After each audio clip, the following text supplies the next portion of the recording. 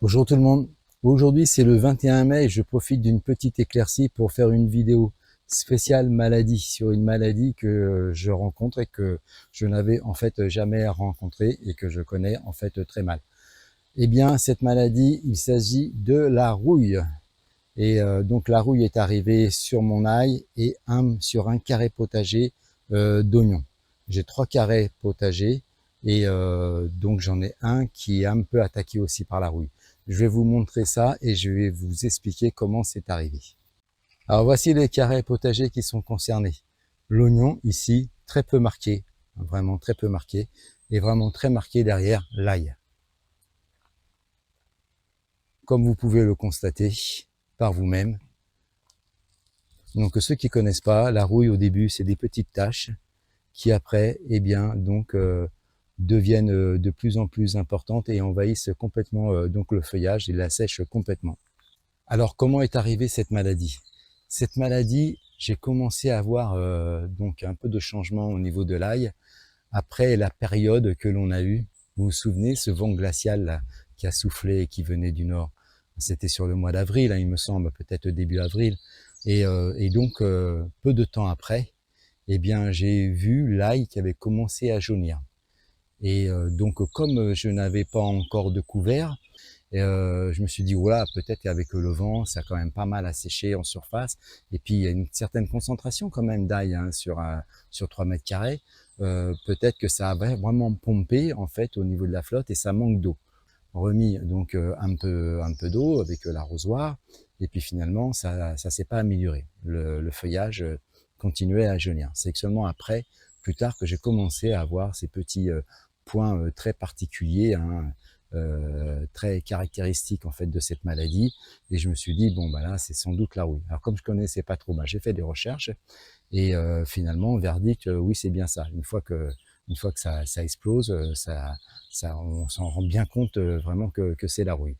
Alors finalement, l'ail pourtant résiste bien donc à l'hiver, il résiste bien aux températures froides, mais je pense que peut-être que finalement, eh bien, tous ces changements que l'on a là, des températures assez, pas douces, mais bon, confortables, on va dire, mais avec un taux de pluviométrie vraiment extrêmement élevé depuis des mois, et après un vent glacial qui arrive, ça a peut-être été en fait une porte d'entrée. Vous savez qu'il suffit vraiment de pas grand-chose, hein.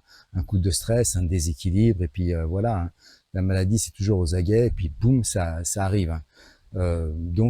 Maintenant, que faire? Ben malheureusement pas grand-chose. Visiblement, il n'y a pas grand-chose à faire avec cette maladie. J'ai fait des recherches. Alors, on préconise eh bien, un traitement à base de cuivre, donc bouillie bordelaise, de soufre et puis aussi de purin de prêle pour renforcer. Alors, je vous avoue, j'ai fait un cocktail avec les trois et finalement, bah, le facteur limitant en ce moment, c'est quoi à votre avis? Ben, c'est la flotte pour les traitements. Avec toute l'eau qui tombe tous les jours, ça n'arrête pas. Depuis hier soir ou depuis même hier midi, je pense que pendant 24 heures, ça n'a pas arrêté de flotter. Toute la nuit, ça n'a pas arrêté de flotter. C'était trempe de chez ce matin. En fait, donc du coup là, je profite de la petite éclaircie avec un peu de soleil pour faire cette vidéo. Mais le soleil, il est rare. Il n'y a plus d'anticyclone, il n'y a que des dépressions. Et finalement, donc du coup, du traitement, il se fait rincer le traitement. Et il faudrait que le traitement il puisse rester sur le feuillage plusieurs jours. Mais là, il se fait rincer. Et puis finalement, qu'est-ce qui se passe après? Ben, ce traitement, on le retrouve dans le sol. Donc, c'est pas très pertinent. Donc, finalement, j'ai traité qu'une fois. Puis après, j'ai pu traiter. Parce que finalement, il n'y a pas de fenêtre météo. S'il y a une nouvelle fenêtre météo, je vais peut-être essayer. Mais là, le stade, il est tellement avancé que je pense que ça ne servira complètement à rien. Si vous avez du recul sur cette maladie, je prends toutes les informations que vous pouvez me donner, bien entendu, hein. Et finalement, qu'est-ce qu'il faut faire? Est-ce qu'il faut tout arracher ou il faut essayer de mener la culture à son terme jusqu'à ce que la maladie ait complètement asséché le feuillage?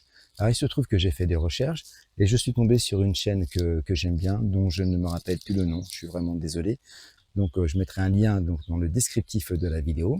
Et en fait, visiblement, eh bien, on peut laisser la culture aller jusqu'à son terme et en fait récolter même l'ail.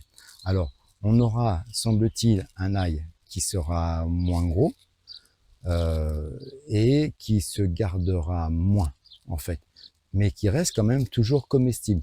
Alors, c'est sûr que si des maraîchers, des agriculteurs, eh bien, rencontrent cette maladie, ben, avec cette maladie, là, il devient impropre pour la commercialisation, d'après ce que j'ai compris.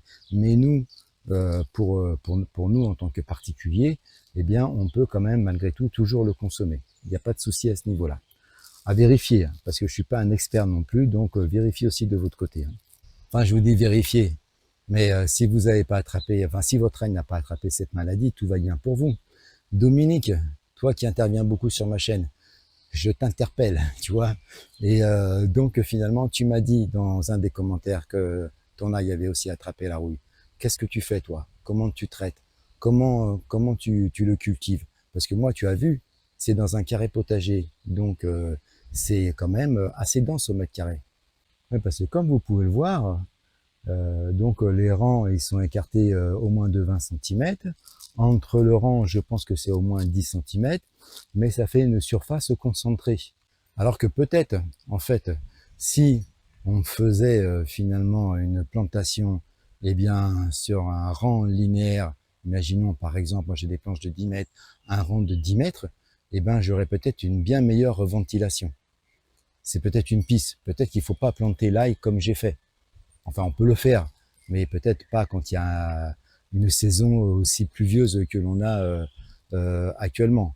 Après, avec des scies, donc on ferait plein de choses. Et puis, qui aurait pu soupçonner que l'on ait ce temps depuis des mois? Franchement, personne. Et là, il y a un temps qu'il était à l'abri sous le tunnel, il n'y avait pas de problème. Et c'est finalement quand j'ai enlevé eh bien, le tunnel, parce que là, il était trop haut, il touchait, et bien donc il a fallu que j'enlève le tunnel. Et là, c'est là peut-être que ça a peut-être changé en fait sa situation de confort. Et donc ça a été un point de rupture, un point de fragilité. Alors l'oignon, lui qui est juste à côté, eh ben, il est un petit peu attaqué. Alors on s'en rend pas compte finalement, il est un petit peu plus jaune par rapport aux autres, par rapport à celui-ci, parce que, et encore un peu plus par rapport à l'autre, parce qu'il y a du traitement en fait numérique, hein, il y a du traitement JPEG là-dessus. Donc, alors je sais pas si c'est JPEG, mais en fait il y a du traitement, et ce qui fait que c'est pas évident de se rendre compte vraiment. En plus, ça joue vraiment à pas grand-chose en fait la nuance de teinte. Hein. Mais finalement, il semblerait que le traitement que j'ai fait, donc comme je vous disais à base de bouillie bordelaise, de soufre et de prêle, eh ben que sur l'oignon, ça a mieux fonctionné que sur l'ail. Parce que l'ail, hein, on voit bien, l'ail, il est vraiment bien attaqué. Et encore, ça va devenir tout jaune, tout jaune, tout jaune. Hein.